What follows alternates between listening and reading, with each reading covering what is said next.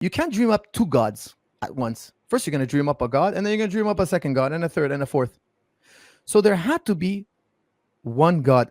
We had to start with one God, is what I'm trying to say. You can't start with the number two. We all learn by the number one. It's a necessity. It's a logical necessity. You have to think about it, okay? But there's no way around this.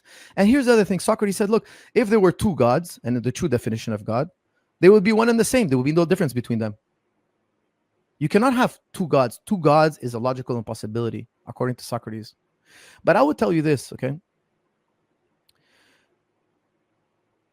Everything you mix with Allah, that's where you get paganism. That's why the Quran tells us every religion was true, but it got corrupted. Yes, Zoroastrian was true once upon a time, originally, very likely, maybe not, okay? Maybe it was a false prophet, but could have been true. But they mixed the idea of Allah with fire. We lost track of what happened to Zoroastrian. It could have been a prophetic teaching when it was pure, but they mixed the idea of God and fire. Now they have a type of fire God. Please, let me know your thoughts on this. Yeah, the shirk and associating partners with Allah, like that seems to be the pattern.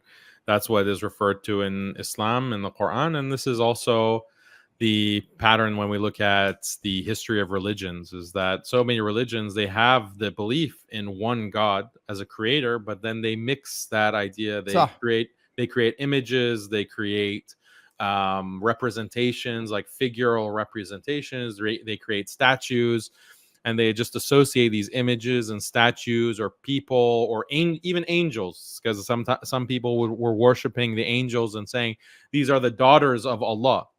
Some of the Jahili Arabs.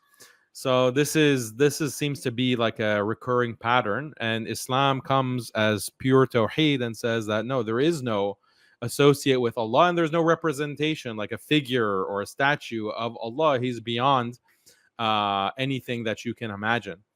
So yeah, I completely agree with your analysis. MashaAllah.